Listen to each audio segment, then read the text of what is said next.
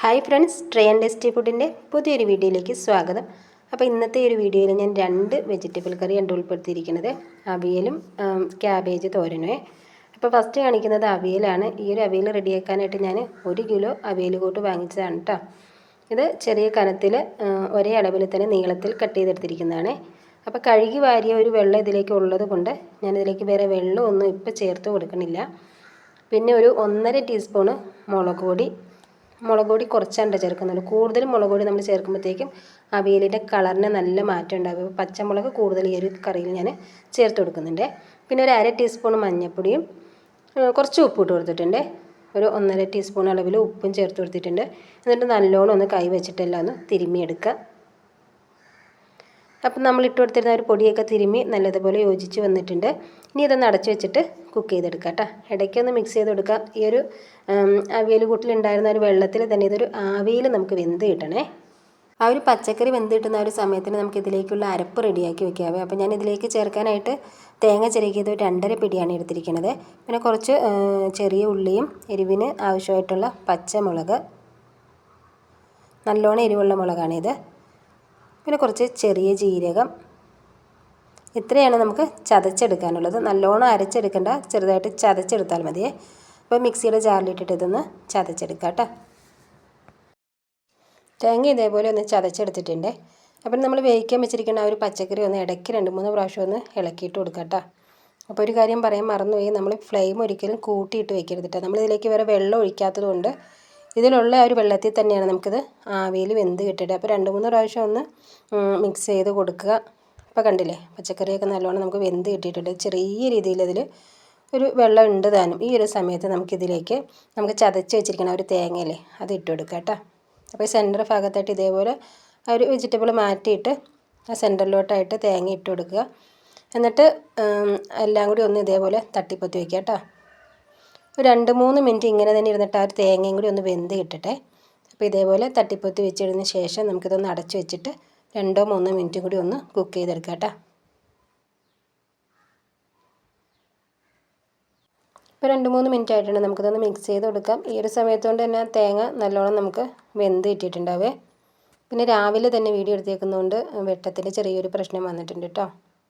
ഇനി നമുക്ക് പുളി ചേർത്ത് കൊടുക്കാം. അപ്പോൾ തൈര് ഞാൻ ചേർത്ത് കൊടുത്തിരിക്കുന്നത് കുറച്ച് ലൂസായിട്ടുള്ള തൈരാണ് എനിക്ക് കിട്ടിയത്. കട്ടത്തൈര് കിട്ടിയില്ല. അപ്പോൾ ചെറിയൊരു അളവിൽ തൈരും കൂടി ചേർത്ത് കൊടുത്തിട്ട് ഒന്ന് മിക്സാക്കി എടുക്കുക. എന്നിട്ട് ഉപ്പൊക്കെ ഒന്ന് ചെക്ക് ചെയ്ത് നോക്കുക കേട്ടോ. ഞാൻ ആദ്യം ഉപ്പ് ചേർത്തത് കൂടാതെ കുറച്ചും കൂടി ഉപ്പൊന്ന് ചേർത്ത് കൊടുക്കുന്നുണ്ട്. അപ്പോൾ നമ്മുടെ അവിയൽ റെഡി ആയിട്ടുണ്ട്. കുറച്ച് കറിവേപ്പില ഇട്ട് കൊടുക്കുക. കുറച്ച് പച്ച വെളിച്ചെണ്ണയും കൂടി ഒഴിച്ചു കൊടുക്കുക കേട്ടോ. അപ്പോൾ ഈ ഒരു അവിയലിൻ്റെ വീഡിയോ നിങ്ങൾക്ക് ഇഷ്ടപ്പെട്ടിട്ടുണ്ടെങ്കിൽ ഉറപ്പായിട്ടും ഒന്ന് സബ്സ്ക്രൈബ് ചെയ്യുകയും നിങ്ങളുടെ ഫ്രണ്ട്സിനും ഫാമിലിക്കൊക്കെ ഷെയർ ചെയ്യുകയും സപ്പോർട്ട് ചെയ്യുകയൊക്കെ ചെയ്യണേ. അവിടെ ചൂടാറിയിട്ട് മറ്റൊരു പാത്രത്തിലേക്ക് ഞാനൊന്ന് മാറ്റിയും കൂടി കൊടുക്കുന്നുണ്ടേ. പിന്നെ നമുക്ക് ക്യാബേജ് തോരൻ റെഡിയാക്കി എടുക്കുന്നത് എങ്ങനെയാണെന്ന് കാണാം. തോരന് വേണ്ടിയിട്ട് ഞാൻ 1 കിലോ ക്യാബേജായിരുന്നു എടുത്തിരുന്നത്. അതൊന്ന് ചെറുതായിട്ട് കൊത്തി അരിഞ്ഞെടുത്തിട്ടുണ്ട്.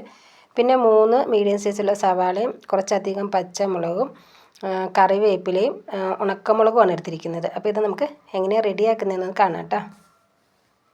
ഇനി ഈ തോരൻ റെഡിയാക്കാനായിട്ട് ഞാൻ സ്റ്റൗവിൽ ഒരു ഉരുളി വെച്ച് കൊടുത്തിട്ടുണ്ട്. അതിലേക്ക് കുറച്ച് എണ്ണ വെച്ച് കൊടുത്തിട്ടുണ്ട്. എണ്ണ ചൂടായി വന്ന സമയത്ത് 2 ടീസ്പൂൺ കടുക് ഇട്ട് കൊടുത്തിട്ടൊന്ന് പൊട്ടിച്ചെടുത്തിട്ടുണ്ട്. അതിനുശേഷം നമ്മൾ എടുത്തു വെച്ചിരുന്ന ആ ഒരു ഉണക്കമുളകും കറിവേപ്പില ഇട്ടിട്ട് മൂപ്പിച്ചെടുത്തിട്ടുണ്ട്. പിന്നീട് നമ്മൾ എടുത്തിരുന്ന ഒരു സവാളയും പച്ചമുളകും കൂടി ഇട്ട് കൊടുത്തിട്ടുണ്ട്. എന്നിട്ടത് മിക്സാക്കി എടുത്തതിന് ശേഷം ഈ സവാള പെട്ടെന്ന് തന്നെ നമുക്കൊന്ന് വാടി കിട്ടുന്നതിന് വേണ്ടി കുറച്ച് ഉപ്പും കൂടി ഇട്ട് കൊടുക്കുക.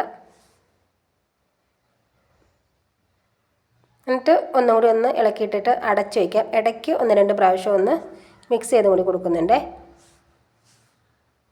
ഇപ്പം നമ്മൾ ഇട്ട് കൊടുത്തിരുന്ന ആ ഒരു സവാളയൊക്കെ ഒന്ന് വാടി കിട്ടിയിട്ടുണ്ട്. ഇതിലേക്ക് നമുക്കിനി അരിഞ്ഞു വെച്ചിരിക്കുന്ന ക്യാബേജ് ഫുള്ളായിട്ട് ഇട്ട് കൊടുക്കുക. ഇനി ഇതെല്ലാം കൂടി ഒന്ന് ഇളക്കിയെടുക്കാം കേട്ടോ.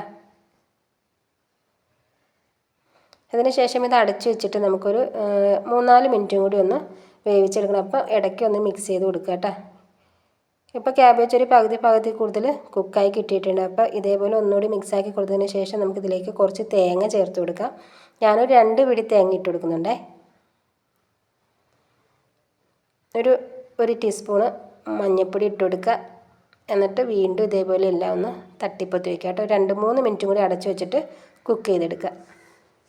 അപ്പോൾ നമ്മൾ ഈ ഒരു തോരൻ അടച്ചു വെച്ച് കുക്ക് ചെയ്യാൻ തുടങ്ങിയിട്ട് 1-2 മിനിറ്റ് ആയിട്ടുണ്ട്. നമുക്കിതൊന്ന് മിക്സ് ചെയ്ത് കൊടുക്കുക. അങ്ങനെ നമ്മുടെ ക്യാബേജ് തോരനും റെഡി ആയിട്ടുണ്ട്. ഞാനിതിൻ്റെ ഫ്ലെയിം ഓഫ് ചെയ്തിട്ട് ഇതേപോലെ ഒന്ന് തട്ടിപ്പൊത്തി വെച്ചിട്ട് 1-2 മിനിറ്റും കൂടി ഒന്ന് അടച്ചു വെച്ച് കുക്ക് ചെയ്തെടുക്കണ്ട കേട്ടോ. ഫ്ലെയിം ഓഫ് ചെയ്തേക്കുവാണ്. ആ ഒരു ആവിയിലിരുന്നിട്ട് ബാക്കിയുള്ളത് നമുക്ക് വെന്ത് കിട്ടിക്കോളുവേ. അപ്പോൾ നമ്മുടെ തോരൻ റെഡി ആയിട്ടുണ്ട്. വീഡിയോ ഇഷ്ടപ്പെട്ടാൽ ഉറപ്പായിട്ടും ഒന്ന് സബ്സ്ക്രൈബ് ചെയ്ത് തരിക, ലൈക്ക് ചെയ്യുക, ഷെയർ ചെയ്യുക, നിങ്ങളുടെ അഭിപ്രായങ്ങൾ അറിയിക്കുകയൊക്കെ ചെയ്യണേ. അപ്പോൾ ഈ 2 വീഡിയോ നിങ്ങൾക്ക് ഇഷ്ടപ്പെട്ട് കാണുമെന്ന വിശ്വാസത്തിൽ ഇനി നമുക്ക് പുതിയൊരു വീഡിയോയിൽ കാണാം.